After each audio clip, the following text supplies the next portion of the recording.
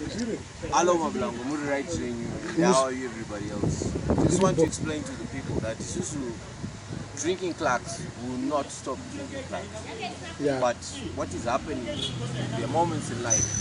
Isuzu, talk on chill as well. Yeah. Also, especially for health-wise, because to treasure health here. Kana health yedu yakuita sei yakudeteriorate ona tombomira ona zvinokonzeresa kuti health isaite poor. Otherwise isi tikangozviona chero isi tatofit, we'll still go for our beer. And plus futi unoziva kuti there's a tendency of people looking down at you because nemchituku wakadhakwa nekrangu. So we just want to find out kuti in the sober running, Okay. what will happen. Not kuti isusu takamira aiwa kumira chaiko chaiko hatina kumira. That is very frank. Ndekuti isusu we've got a time yatoda kungoona chete kuti what right, mixing up with people whilst we are sober. Chinoitika, is there any difference? But otherwise it's just a moment of observation we've just taken. Not kuti isusu stop our beer, nothing. That was not, you know, we've got our Kavizas, we've got Rasta Hamek and Teacher B. Those people's parents, they were so worried about us and they were saying, this isn't this too so this is in order to show them, this is we have been born drunkards and our religion is drunkenness, support the drunkenness, like the Catholics. We went with their children to their church so that they would know their doctrines on, and so that they would understand. Now, this is what we do church kwao. Siso tizio kuti chimupenyu nezvechikwa zvinofamba sei. Not kuti isusu tantaenda isusu kuti kurehabilitate. You cannot rehabilitate a very intelligent person like me.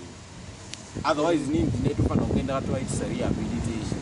Kuti vakwanise kuziva the other side of life, not because they don't know, they've just been sober.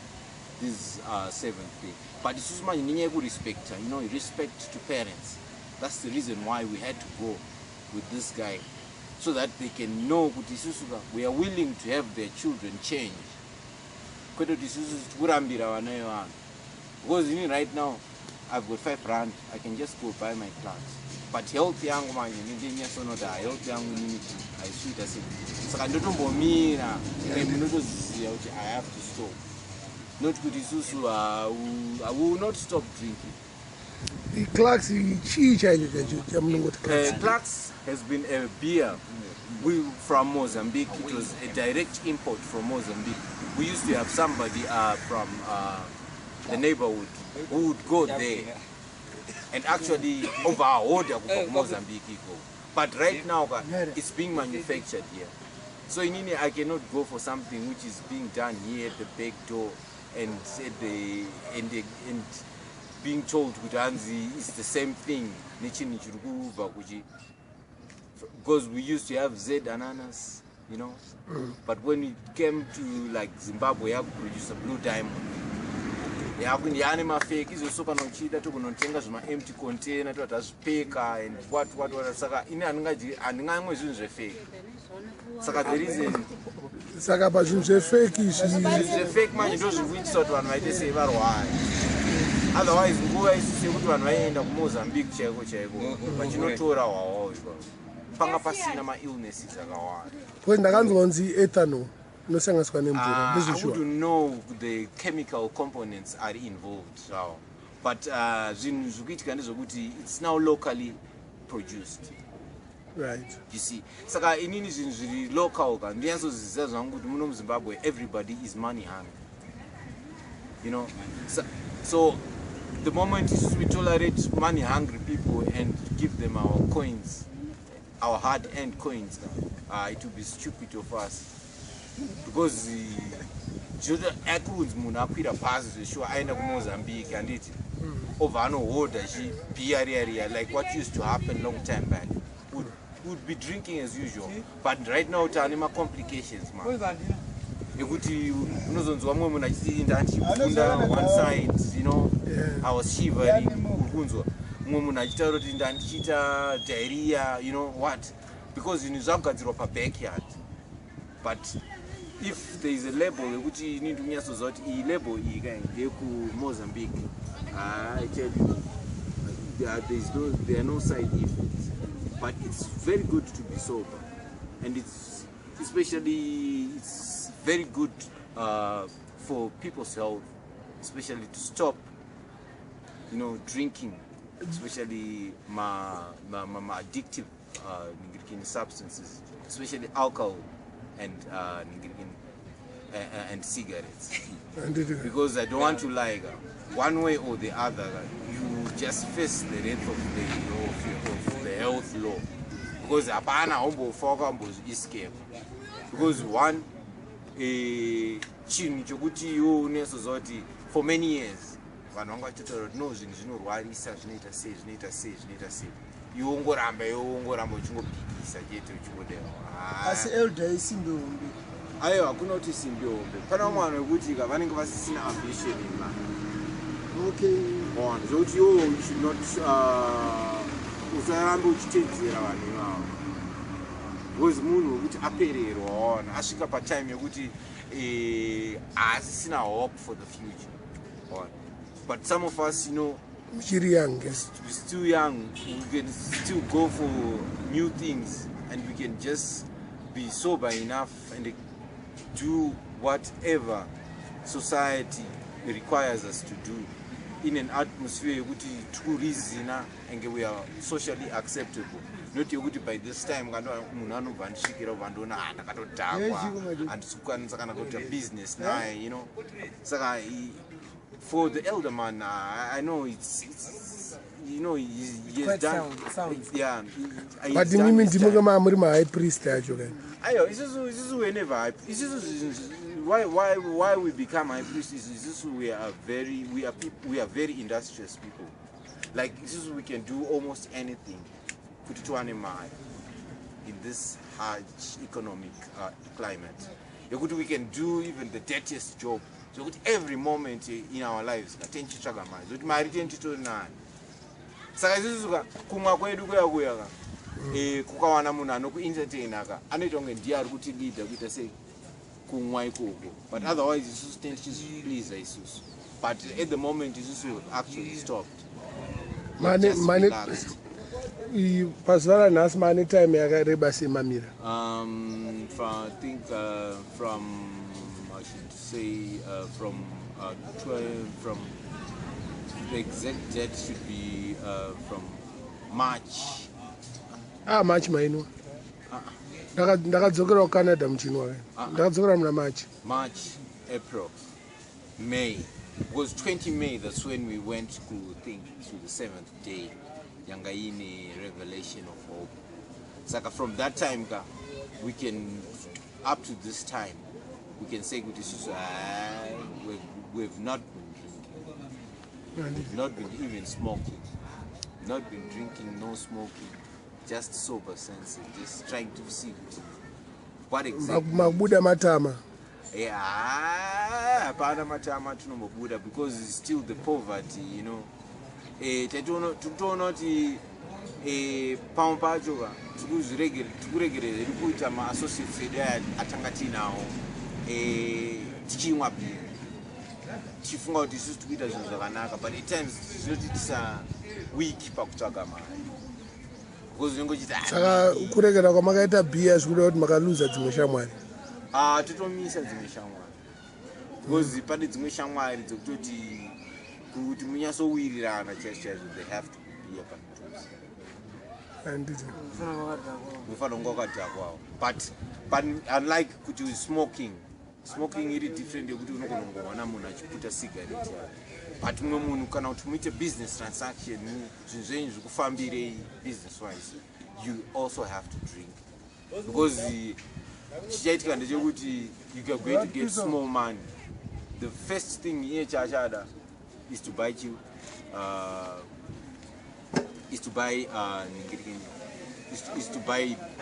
drinking, is to buy beer. Yeah. And it.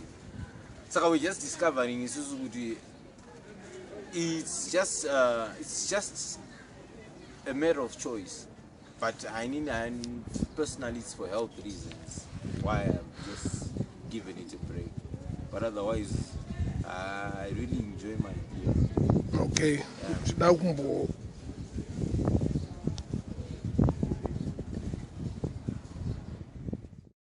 saka imi wakomana mitwini Pakasoni na Afonso maini wazedi kai from Zedi makazonwa henzi double patch. In fact matauro zvakatanga sei aiyo toda kungotaura zvinhu zvamainwa hatichida kutaura pamakatanga wawo aiyo type yacho ndosandinoda kutaura sorry papa netambirani ndio yakairi first Tambirani Lawizani. But that was for Mozambique. Mozambique Productions. This is what we call Mozambique Productions. Mozambique Production. But now, Zakazoitika manje zanachi boyedza kutsanangura. But usati wapedza kutsanangura toda kutangira kuti ma products yakatanga sei pinda muno kusvikira tasvika pane iri rakuuraya. Let me give. Inini know kuti kwakune Lawizani. Tambirani yanga iri same time yaibuda mutu mabhodhoro sinenge twe Bolingers so anditi pabva iyoyo yaibva kupi yaibva kuMozambique right after Tambirani dzakauya Z patime yeZ pakauya tumwe tumatype twakawanda tumakapachino those were my whiskey manje. But something like a coffee, like coffee, whiskey. Yeah. And they actually my address. These people are located way in my industrial sites in Mozambique. You could actually trace them back. Could I say? But so the market of flood, everybody, almost everybody was enjoying drinking that stuff. So what happened was muno makazoitwa kuti vanhu vaona kuti chine market vangaugadzira chibega manje. I don't know manje ma methods angakusenzeswa manje because inini what I know pa time Z yanga nezvinanazi anditi ma pineapples neka smell ke pineapple no ma time Z let me mina ndimbatsi pa time Z papa nditi vanhu pa market panga yanyaso kuona kwanzi yapo vanhu vanga ma suppliers anga kufira vanga kuti kana ine 10 mazeti original antora chibucket osaji mvura imomo same 20 liters oisa mvura ne fertilizer that ammonium nitrate so dissolve anditi otora 10 tune flavor that ananas flavor odira chi imomo fertilizer ogara manje aine zvigubhu tuzvigubhu twekuita sei twekubika tune masil zvivharo dollar tine masil 100 they buy dollar for 100 saka pakasvika time yekuti vanhu vainwa fertilizer was in the beer but smell still yaramba iri yechi yezed yemapineapple vanga ine zita rekuti yainzi banangana nzibanangana iyoyo yaiti ukasvika painotengeswa inozobata meracho ukasvika painotengeswa ukaona kwanzi munyowaniwo waitotaurwa nzi chi ukatenga 1 ukaona kwada kutenga ikamuke chituo tobva nzi mukwasha chi akanda kutengesera munonwira kumberi because vakawanda vakatadza kusumuka after chi mapedza vechituo kane pawa right saka kubvara pakastarwa kwanzi fertilizer ikasangana netu alcohol netu mvura zvinodhaka futi right ndo pakatanga kuya matype tudeti isusu maybe kumbai kunokusai kunokunona second avenue kunoko tinogona kunge tichinwa ethanol pamwewo wekumajubek vari kumwa fertilizer pamwewo wekuadben vari kumwawo inonzi methylated spirit chakazongodzima changotsvagwa ndichikunzi chese chinodhaka chofanira kutengeserwa munhu chichikwaniswa kupekwa right saka 99% you are not buying the original product inenge iri bottle manufactured product hakuna mai manje hakusina at the moment. Company yemuZimbabwe munomu pane registered company yeah inogadzira original blue diamond. Utori nemapapers acho tori pastandard. But Yakapaireswa nevanhu vatema. because piracy has been involved in this. Zvakabva pamwenzi hazvinetse 1 drum reethanol inodhaka futika. ethanol Rinodhaka almost about concentrated ethanol concentrated Highly ethanol. concentrated, not concentrated. Inodhaka almost about 7 drums. Achisara ari pastate yekuti kana paanopiwa the next man anokwanisa kudira dilutawo futi Food, you see now. drum mangani 7 from 200 liter. From 1 drum. From 1 drum. Inozvara 6. My drum. Saka ine kuti market yanga yakura apa dhiri ukona chimwe chinhu chaitika ndichikuda so dore riri kuMozambique arambidzwa but the other thing ndichikuda so munomu rinorambidzwa nekuti rinosmagwa ndo pane big beef racho havasi kubatira juti They don't pay. ndo pane big beef saka rakabva rangotaka kuvengwa bva rakondemwa to an extent yekuti whoever anenge angoita chakashata chinodhaka chinoitwa kunzi adhaka kana chembere kana ana anobva angoti anwaka zedi zvangofana nemabhero mabhero arambidzwe but kamunyati kekuti ari kumusmagulwa kupinda muno maasi kubhadhara juti right now handi manje pandipanye mabhero pakabuda pakunzi zvinonetsa kuti munhu apfeke pendi remubhero zvakutaura right now zvinhu zvine zvangokondemwa zoti kana right now ini ndogona kutama ngowanzira mumwe wangu wekuti handitambe nependi remubhero.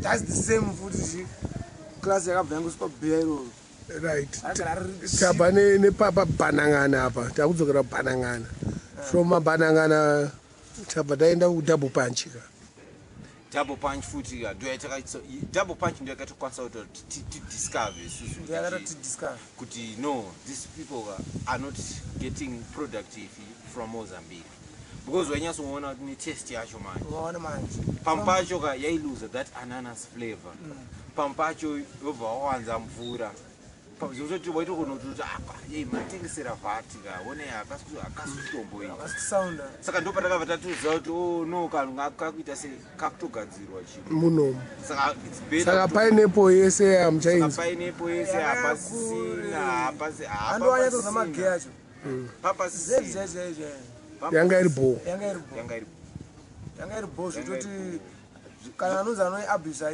kwakuri kunyeba waipinda mulaini wega waipinda mulaini but kusanganiswa nefertilizer iyi manje yekuti vanhu vanga gozi pane reaction inenge yakuitika kawanda yekuti munhu unenge wakutaka kuzvimba chini face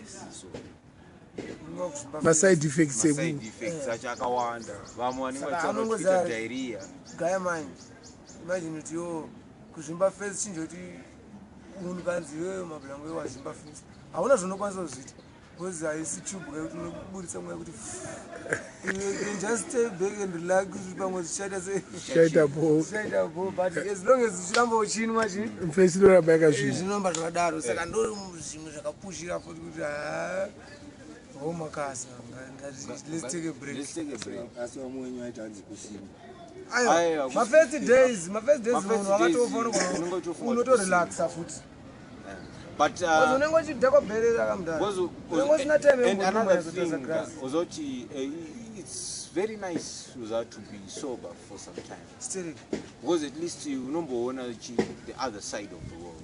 In fact, because sober is such mani kubate ipapo munogona kutaura zvenyu zvesober but tikutaura maproducts aya first yatimaenda kumaproduct pabva double punch kwakazouya ipi pabva double punch pakauya blue diamond chaiyo blue diamond vayauya iri original ukunzi yeah that original but what happened was the surprise now pakazochinja price yakunzi $4 for 2 ndo panga papinda ethanol kapa ndo pambapinda ethanol manje vakuitira kuti iwo paunenge $1 paunobva ngotenga yakawanda because 24 it's money you remember makota and ndipo mbapinde saka ipapo ndo vananga vanati no inini chi $1 for 2 no I don't want sana tinotsvaga kweka kuita chi kunotengeswa chi $1 manje $1 kweka kwavangona kuti no vanhu vari kutiza chi futi $1 for 2 $1 for 2 kweka manje $1 kweka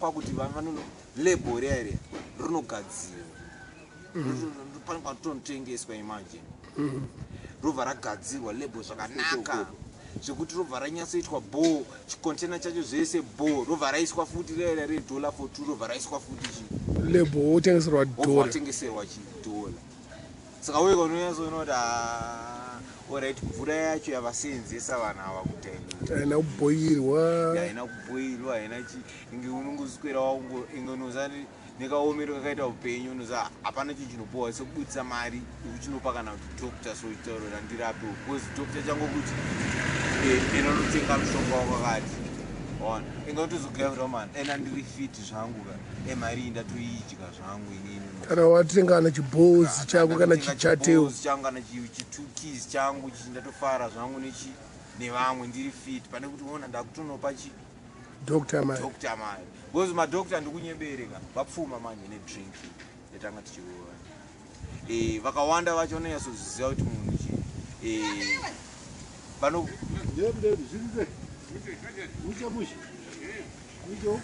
vakawanda vacho ka vari kunyatsoziziva kuti vanhu voko vari kurwara anditi pane zvirwere zvakasiyana siyana but wawa uyu uri concentrated wakamixwa nezvinhu zvatisiri kunzwisisa ka uri unhygienic zvokuti uri kuincreasa pace yekuti munhu ano zvokuti you'll be surprised kuti hanzi munhu anga abva kugirlfriend yake vanga vachitofara vanga vachitotaura vanga vachiita sei kana kuti vanga vachine maboys vachitofara but the next thing to angodona akafa because wawa uyu iwe unoziva mumwe munhu akadona akafa inini personally I've just been told kuti ona imwe wenyanza afaita sei but munhu wandakaona inini was one guy wepanduze panapo his name was Mututsi akaita about 3 weeks achiita munipi vaanoadmitwa kuguma vachibva vazomudischarge but musi watakatinotenga isusu kaz kaike kanga ri kaoriginal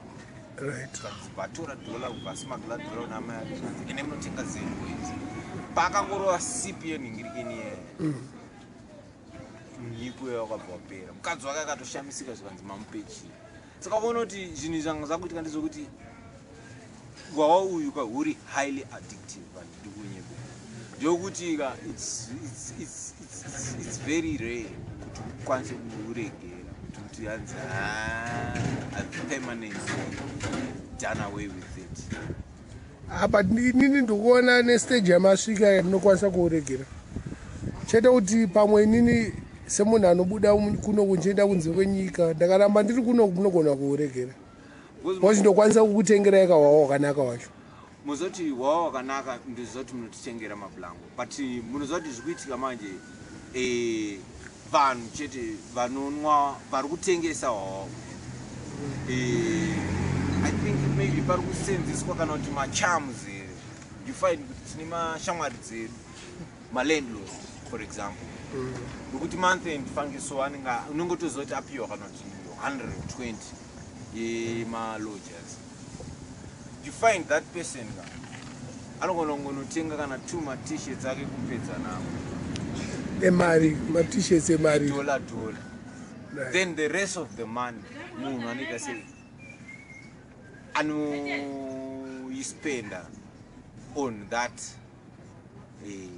beer Clarksy till it's finished till all that money is finished zvokuti ndikutoona kuti this wawa uyu it has got something to do with Africanism yokuti once you join it it's very very very difficult kuti uzobuda musystem yacho kuti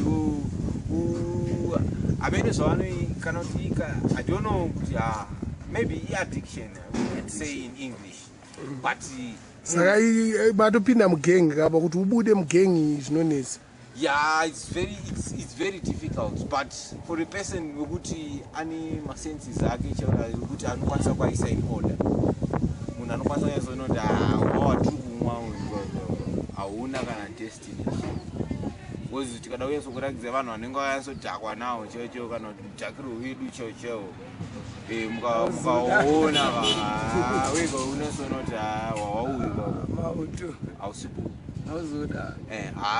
wega unonyatsona kuti hausipo but pahealth apa pandio patiri kutya but handunye vanziru but kumbokila time munokila whatever mabikiro akakaita akatu sei uri mumadesert malevels okukanwa kanoni right tida kunyatsopedzisa manje tomboimisa futi kai hot stuff could write story because at least munhu anodzoka pamasenses ake and we've seen my achievements from a lot of people. With our big brother Ninja waenda ukachitungiza ukaona imba yakavaka so after stopping drinking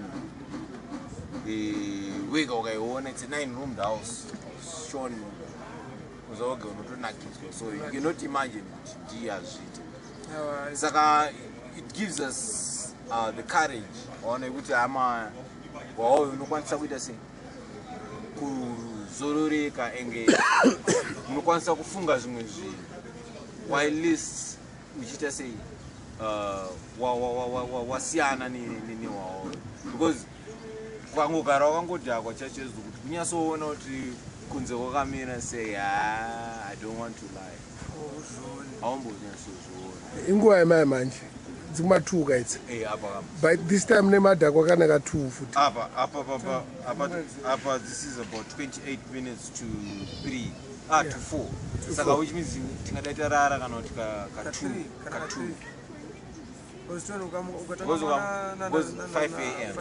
half 5 because 9:10 ukona manje pane utsotsi hwacho manje sika ikunzovhipa 9:10 tomotora na 10 na 11:12 wamuka just 1 hour apana chimwe chinhu chanombofila kunzwa kuda kana even chikafu chiripo wakutongofunga kudzokera futi back kuplan chinhu chaunongomuka ungomuka nekubata hapana kuti mune mari wamwanzwa mune mari chete kana pasina mari yacho you have to look for the money maybe ndo chingatongokudelaya otherwise ndiwane manje mari hapana kana norara kana craft here raningaite kana kuti kacontract yekuti ndingwana just that little money yekuti that dollar kana 5 rand that dollar or 5 rand kuti ndingoita sei zvingoramba zvichiita sei zvichiendeka ndokuti pano paunenge uchikamwe pepa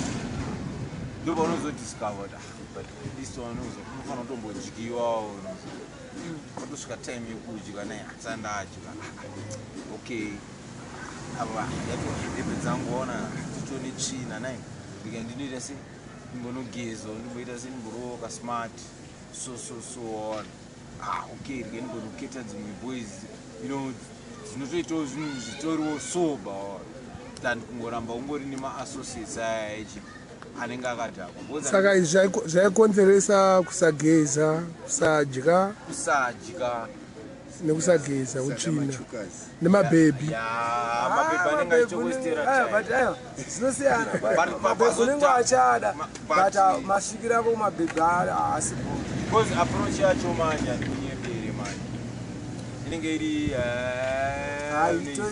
haitoiti zongoti ugona unyatsoona kuti formula yekusenzeswa apa even ichiitwa kana nemumwe wako yakamudhaka so unongoona kuti formula munhu audi kana zviti kutambira wakadhakwa nezeti because you'll be in another world because and the real world inenge iri payo yega because inini chandakaona inini papersonal hygiene apa ne-oral hygiene zvinhu tu zvakasiyana kaizvi zvokuti pamainwa imini pamwe manga musikazvinzwa pandaenzwa mukanwa menyu muchinhuwa paoral hygiene chaipo chaipo kana mazino pamwe maikanganwa kuti anofanirwa kuita sei kubrasha pabody wise wo futi mwiri wako une order but iwo hausikuzvinzwa because mese makangofanana. Yeah, sure. That I cannot rule it out.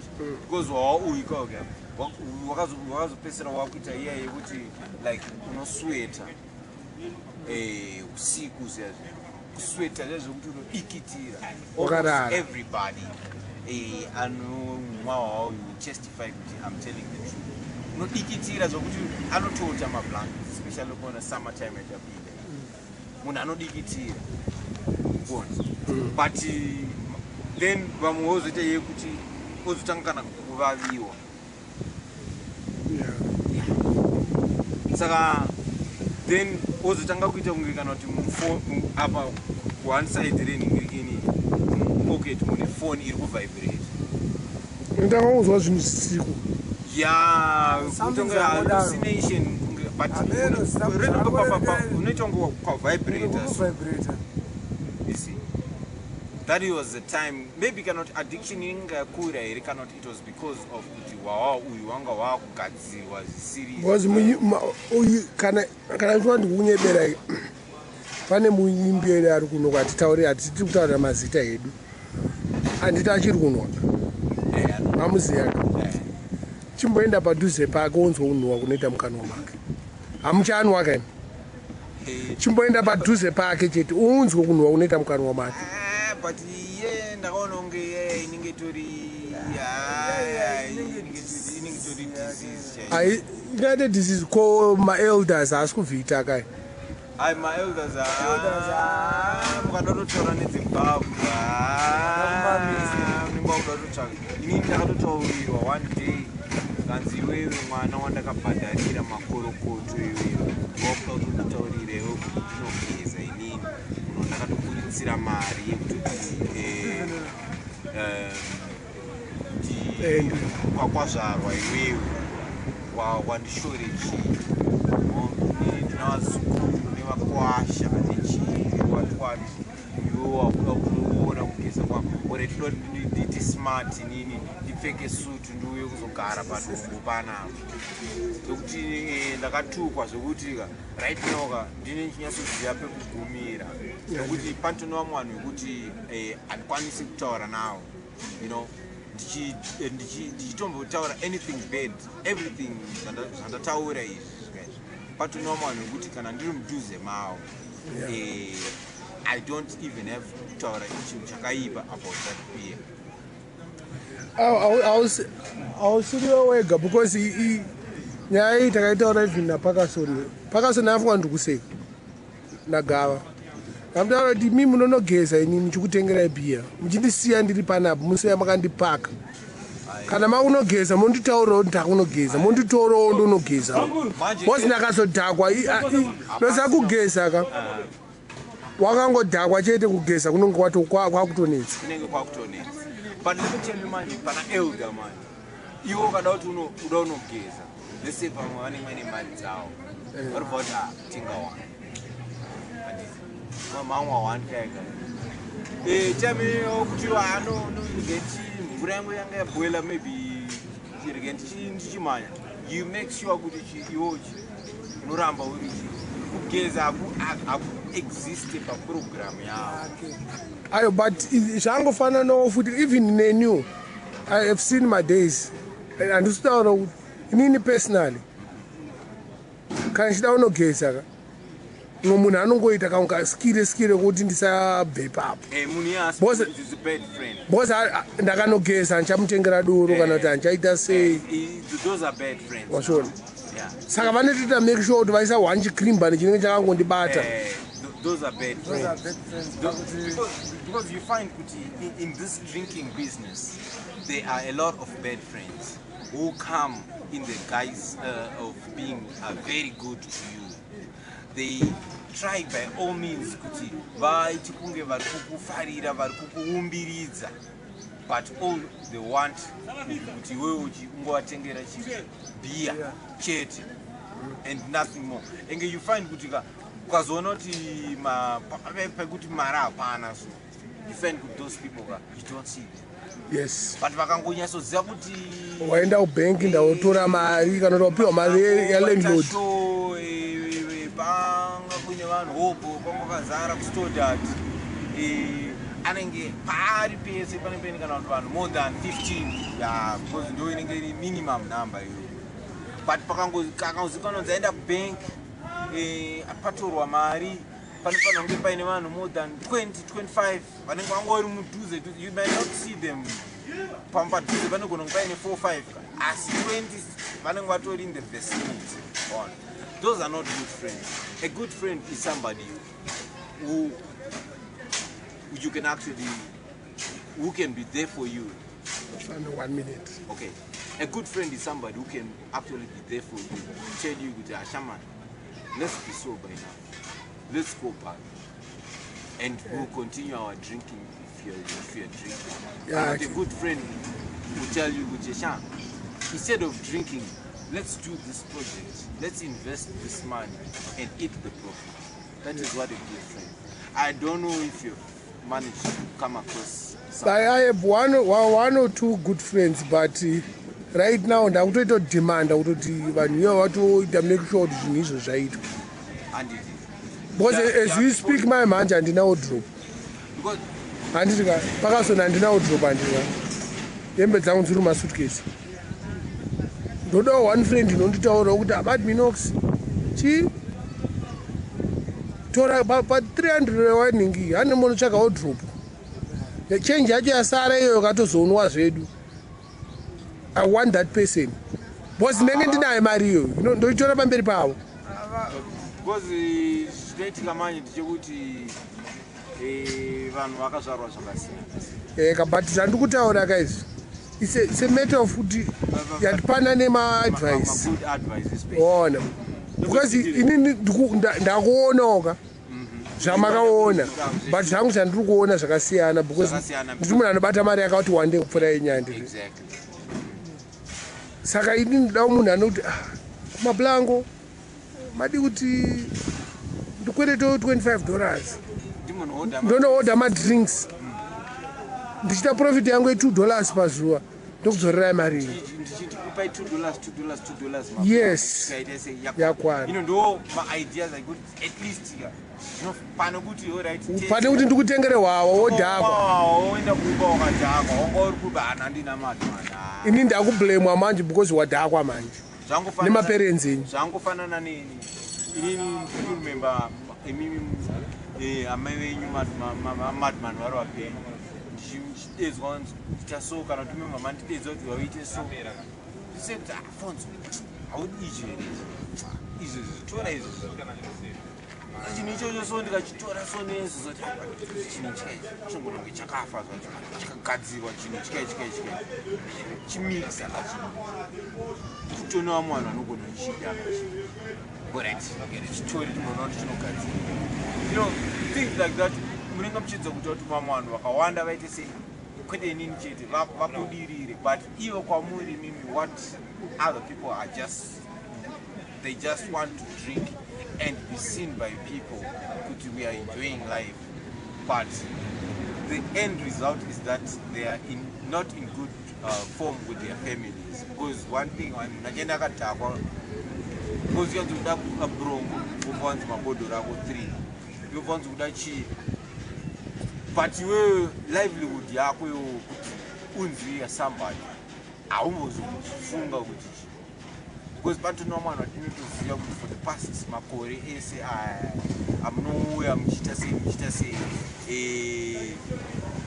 tinenge tichinyatsokalkulata kuti ini ndanchimakrango zvangu titori nani because ndambobvira ndamboita opportunity yekuita something big, you know. But this person has been given a very, very, very golden plate in his hands.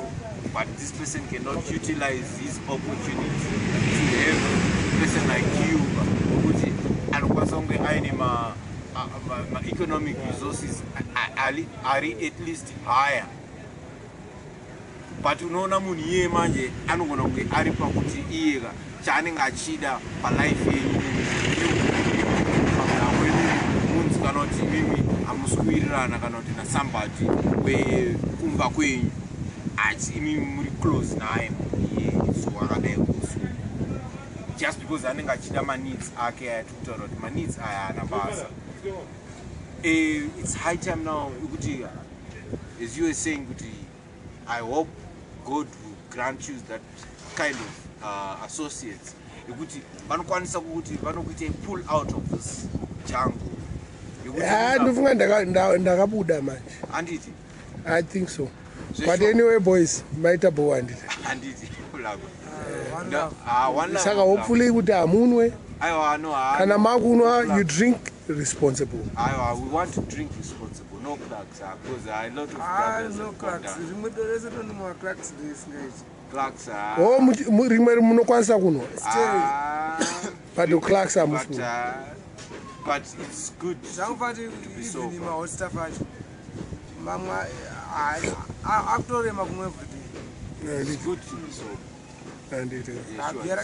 It's good to be sober. Because at least life is really sober. And it's nice to be sober. Respect it. Thanks boys. Alfonso and Pagason. Mauto. Alright. Yeah, respect. Na elder wacho futi. Elder will still be buying him because you cannot teach an old dog new tricks. Yeah, Ibo. Ibo.